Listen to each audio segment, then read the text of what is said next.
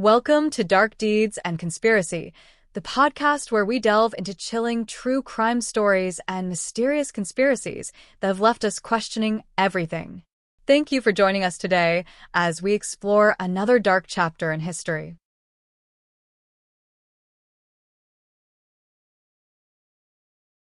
Okay, so get this.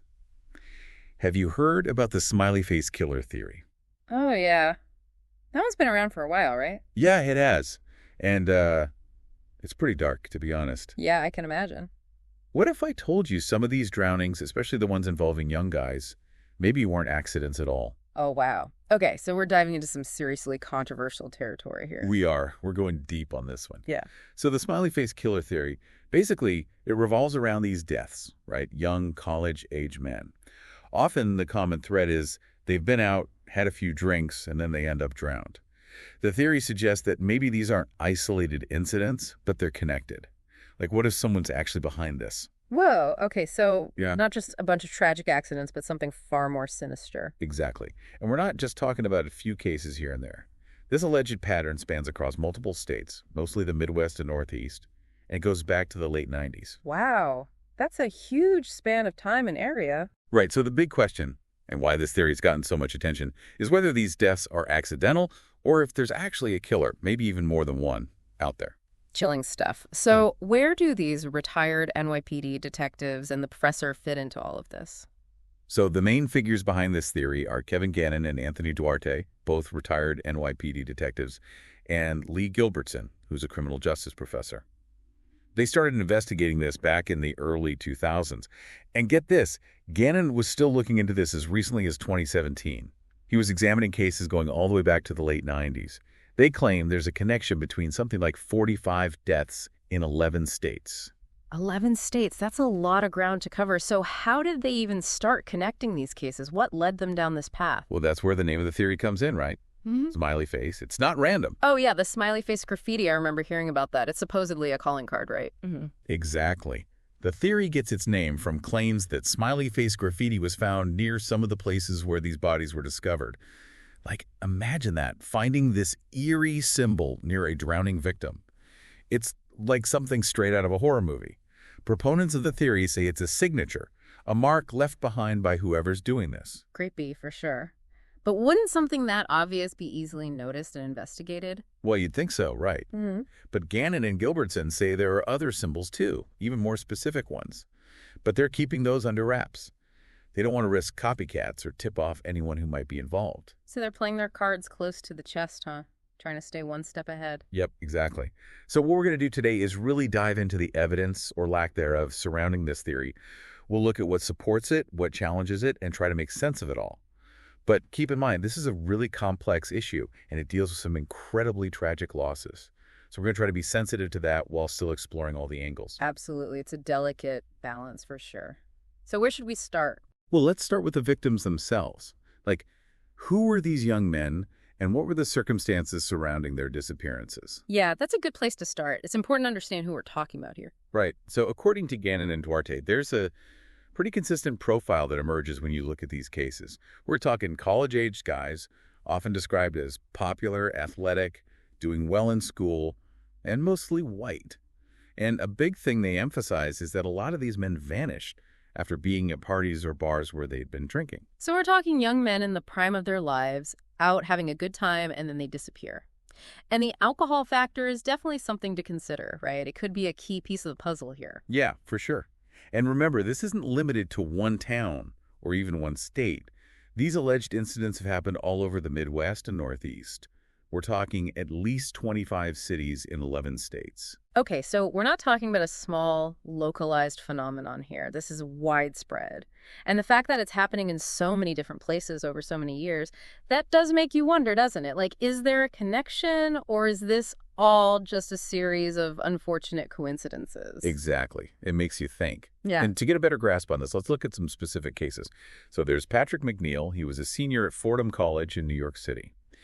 Disappeared after leaving a bar back in 1997. They found his body a month later in the East River. And this is actually one of the cases that initially drew Gannon into this whole thing. He reportedly made a promise to McNeil's family that he'd get to the bottom of it. Wow. That's a heavy promise to make, especially with a case as complex as this one seems to be. Absolutely. Then you have more recent cases like Dakota James. He was a grad student at Duquesne University in Pittsburgh, only 23 years old. He went missing after a night out in January of 2017. They found his body in the Allegheny River a couple of months later. Now, officially, the medical examiner ruled it an accidental drowning. But there's a detail here that some people find suspicious. Apparently, his body wasn't very decomposed, even after being in the water for about 40 days. Yeah, that is a bit strange. You'd expect more decomposition after that amount of time, right? Right. And then there's Paul Kochu, also from Pittsburgh. He was a nurse at Allegheny General Hospital. Disappeared in December 2014 after a night of drinking. Last anyone saw him, he was near the 10th Street Bridge. They found his body months later in the Ohio River, but way downriver near Wheeling, West Virginia. And in his case, the official cause of death was listed as undetermined drowning. Undetermined. So there's some ambiguity there, right? They couldn't definitively say what happened. Exactly. So when you start putting these cases side by side, you see these commonalities. Young men, alcohol involved, and then they end up in the water. It's easy to understand why some people look at that and think, okay, this can't just be a coincidence. Yeah, I get that. The pattern is there for sure. But patterns don't necessarily equal proof, right? So what concrete evidence do these proponents of the theory have to suggest something more sinister is going on? Well, let's start with what they consider their most compelling piece of evidence, the smiley face graffiti. It's literally the namesake of the theory, so it's got to be important to their argument, right? Absolutely. You don't name a theory after something if it's not central to your case. So what's the deal with these smiley faces? Where do they fit in? Okay, so proponents of this theory are convinced that these smiley faces are more than just random graffiti. They believe it's a deliberate link between these cases, like a signature left behind by the killer or killers. And they claim to have found this graffiti near the supposed dumping sites in at least a dozen of these cases. So they're saying it's not just that the smiley faces exist, but that their location is specifically tied to the victims. Exactly. And it's not necessarily that they're saying it's one lone wolf killer either. There's also been talk about the possibility of a gang or even a cult being involved, suggesting a more organized effort behind these deaths. Okay, so a coordinated group working together, that definitely adds a whole other layer of complexity to this theory. Oh, for sure. And Gannon himself, he's even written a whole case study on this subject. It's called Case Studies in Drowning Forensics. So he's clearly invested in this theory. Yeah, that's definitely more than just a passing interest. He's really digging deep into this. Right. And another big part of their theory is the idea that these victims were drugged before they ended up in the water. Drugged? Like they weren't just intoxicated, but deliberately given something. That's what they believe. They suspect the use of GHB, which is a drug that can incapacitate someone and also disappears from the body quickly, making it hard to detect in standard toxicology tests. So they're saying the lack of obvious signs of foul play might be because the victims were drugged with something that wouldn't show up in a typical autopsy. Exactly. It all sounds pretty convincing when you hear it laid out like that, right? But there's a big problem. Uh-oh. What's the catch? The catch is that a lot of people, including law enforcement agencies like the FBI, are highly skeptical of this whole theory. So the people whose job it is to investigate these kinds of crimes aren't buying it. That's a pretty big red flag, isn't it? It is, and it raises an important question. If these proponents have all this evidence, why aren't the authorities taking them more seriously? Yeah, that's a good point. It makes you wonder if there's something missing from the picture, something that law enforcement just isn't seeing in this theory. Right. And it's not just the FBI either. Local police departments have also weighed in, and many of them aren't convinced either. So it's not just a federal thing. They're getting pushback at the local level, too. Do you have any examples of that? Yeah, there's the La Crosse Police Department in Wisconsin. They investigated several deaths in their area that some people link to this theory. But their conclusion, accidental drownings. They say the victims were intoxicated, wandered too close to the water, and fell in. They also specifically stated that they found no smiley face symbols connected to any of their cases. So they're directly contradicting one of the main claims of the smiley face killer theory. They are. And here's something else that's interesting. In their report, the La Crosse police mentioned that their officers actually stopped over 50 intoxicated people from walking along the river late at night between 2006 and 2010. And during a similar time period, 9 intoxicated college-aged men drowned in the rivers around La Crosse. So it really highlights how dangerous it can be to be drank near water. Yeah, that makes a lot of sense. Alcohol impairs judgment, and being near water in that state is a recipe for disaster. Exactly. But the skepticism doesn't end there. There's also been pushback from the academic community, specifically the Center for Homicide Research. Okay, so now we've got experts in criminology and homicide weighing in. What are they saying? Well, they did a pretty thorough analysis of the theory back in 2010. They basically said that while there might be some superficial similarities between these cases, there's no hard evidence to actually link them together. They argued that the smiley face graffiti is a pretty common thing, especially in urban areas. It's more of an urban legend or a cultural phenomenon than a specific killer's signature. So they're basically saying that the smiley face thing might be a red herring, that it's drawing attention away from more plausible explanations. Right. And they also pointed out that the victims' backgrounds and the circumstances of their deaths varied quite a bit, which makes it harder to argue that there's a single killer or group of killers responsible. Plus, they emphasized how common it is for people to drown accidentally, especially when alcohol is involved and they're near water. So they're basically saying that Occam's razor might apply here. The simplest explanation is usually the best one, and in this case, that explanation is accidental drowning.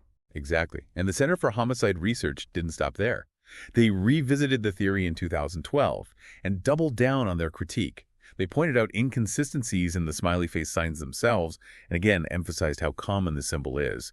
They even suggested that some of the graffiti might have been there before the drownings even happened. Wow, so they're really poking holes in that central piece of evidence, huh? They are. And it's not just researchers who are skeptical. Some criminal profilers have also spoken out against the theory. Okay, so now I've got people who specialize in understanding criminal behavior saying it doesn't add up. That's got to be a blow to the theory's credibility. It is. One profiler, Pat Brown, even called the theory ludicrous. She said the evidence just doesn't fit the typical patterns of serial killers. She thinks the smiley faces are just coincidences, especially since some of them were found after widespread searches for the victims, meaning people were already looking for something unusual in those areas. Yeah, if you're looking hard enough for something, you're bound to find it, even if it's not really there, especially with something as common as a smiley face. Right. But here's the thing. Gannon and Gilbertson, they counter that argument by saying that smiley face graffiti is actually pretty rare in areas that haven't had these suspicious deaths. So they're sticking to their guns on that one. So it's a back and forth on the significance of the smiley faces. Interesting. Has anyone else who was initially on board with the theory changed their minds? Yeah, actually, there have been some notable shifts in opinion. Ruben Rosario, a writer for the St. Paul Pioneer Press, has questioned Gannon's motives and pointed out the lack of solid evidence for a killer group. Even Christy Peel, the reporter who initially broke the story about the theory, and some of the parents of the victims who were initially supportive, have expressed doubts as time has gone on. Wow, so even some of the people who are closest to the story and most invested in finding answers have started to back away from the theory. That's pretty significant. Is. And one parent, Kathy Geib, has actually shifted her focus away from the serial killer angle. She's now advocating for police to re-examine alcohol-related drownings more broadly, regardless of whether they fit into this specific theory. So she's still looking for answers, but she's not necessarily convinced that a serial killer is the answer anymore. Right.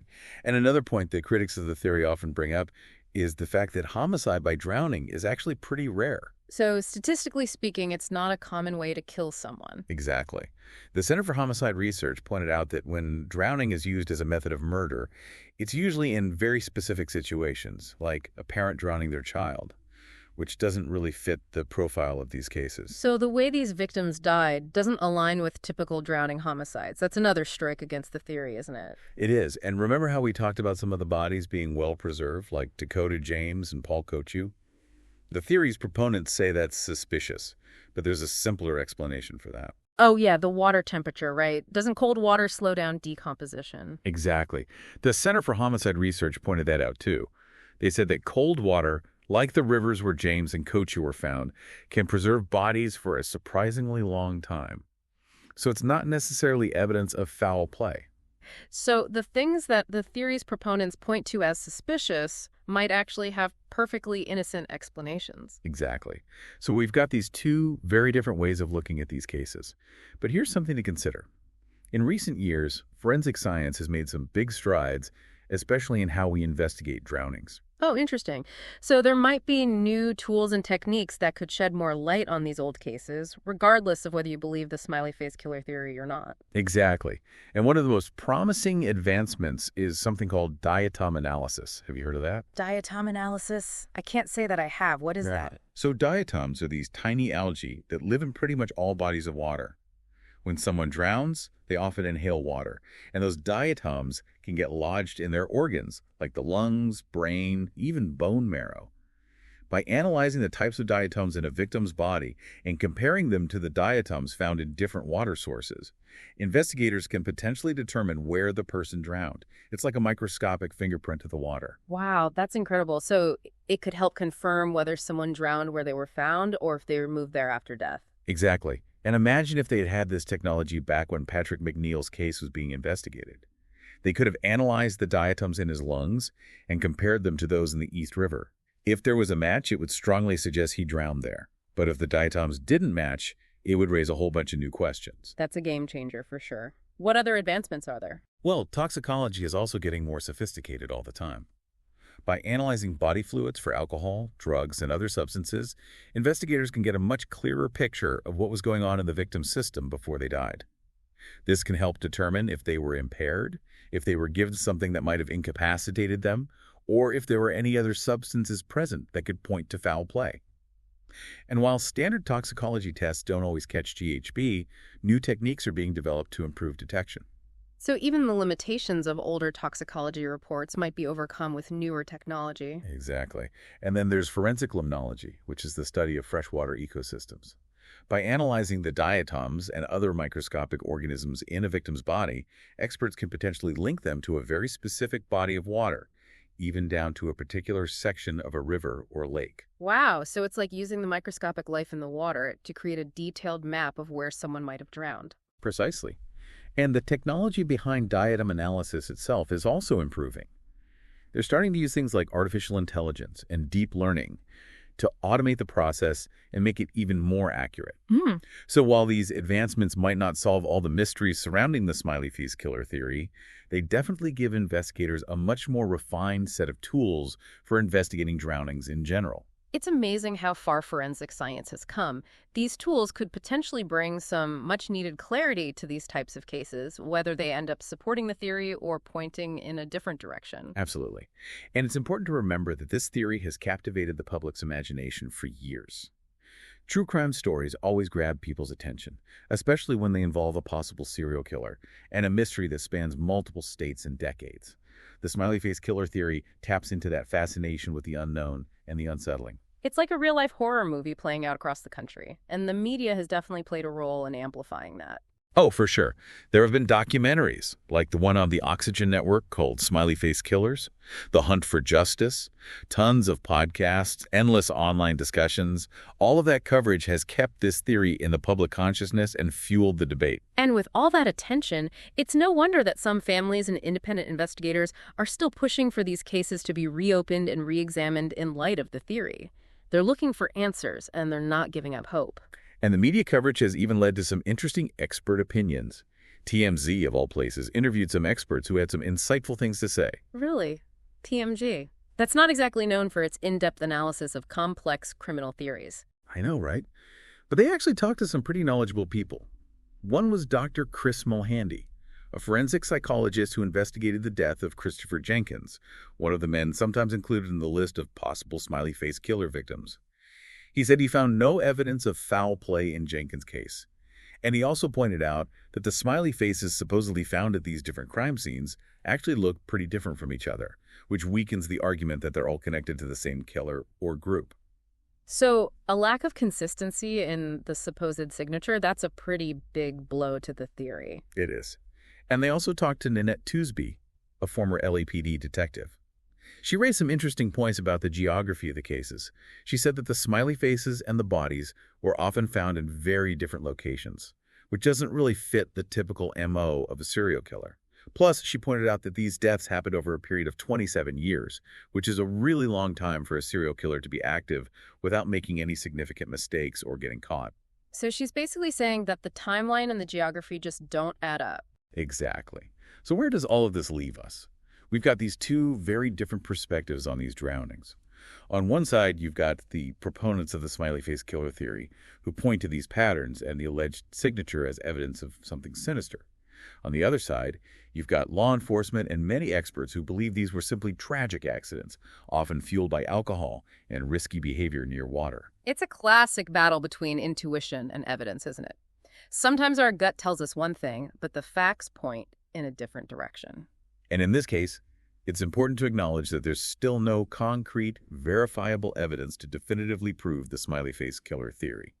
The FBI has stated that they haven't found any evidence to support it, and the Center for Homicide Research has offered plausible alternative explanations for these deaths. So while the theory is intriguing and certainly captures the imagination, it's important to remember that it's just that, a theory. And without solid evidence, it remains in the realm of speculation. Exactly. But it's also important to acknowledge the very real human element of this story. We're talking about young men who lost their lives, families who are grieving and searching for answers. It's completely understandable that they'd be drawn to any explanation that might help them make sense of such a devastating loss. Absolutely. When faced with the unknown, especially in the case of sudden and unexpected death, it's natural for people to look for patterns, to try to find meaning and order in something that feels chaotic and senseless. The Center for Homicide Research made an interesting point about this. They said that sometimes, as a society, we have this need to create monsters to explain the unexplainable. When something terrible happens that we don't understand, we sometimes invent narratives, myths, and legends to fill in the gaps in our knowledge and make the world feel less random and scary. It's like we'd rather believe in a bogeyman than accept that sometimes bad things just happen for no reason. Exactly. And that might be part of what's going on with the Smiley Face Killer theory. It provides a neat and tidy explanation for something that's inherently messy and tragic. It gives people a target for their anger and grief, a way to make sense of the senseless. And it gives the story a sense of closure that might be comforting, even if it's not necessarily based in reality. Right, but even though the evidence might not support the theory, it doesn't diminish the pain and loss experienced by the families of these victims. And it doesn't mean that we should stop asking questions and seeking answers. Absolutely. Even if the Smiley Face Killer theory doesn't hold up under scrutiny, these cases still deserve a thorough and unbiased investigation. And who knows, maybe with the advancements in forensic science, we might uncover new details that could change our understanding of what happened. Exactly. So as we wrap up this deep dive, here's something to ponder. Given all that we've discussed, what further scrutiny could be applied to these cases? Would it be worthwhile to re-examine them using these new forensic techniques, even if the prevailing theory has been largely debunked? Could a fresh look, informed by the latest scientific advancements, either solidify the findings of accidental death or potentially reveal something that was previously overlooked? It's a question worth considering, and it reflects the ongoing debate and the search for truth that continues to surround these heartbreaking cases. It's a reminder that even when a case seems closed, there's always the possibility of uncovering new information that could change our understanding of what happened. And that's the power of forensic science. It can help us get closer to the truth, even in the most complex and challenging cases. Thanks for joining us on this deep dive into the Smiley Face Killer theory. It's been a fascinating, albeit unsettling, exploration of a theory that has captivated the public's imagination for years. And while the evidence might not support the theory, it's a reminder that there are still many unanswered questions surrounding these tragic deaths. And as forensic science continues to evolve, who knows what new insights we might uncover in the years to come. It's a reminder that the search for truth is never truly over, and that even in the face of uncertainty, we should never stop asking questions and seeking answers. Well said. And until next time, keep diving deep. Thanks for listening to Dark Deeds and Conspiracy Podcast, and be sure to subscribe for more episodes on true crime mysteries just like this one. Until next time, stay curious, stay safe, and always keep searching for the truth.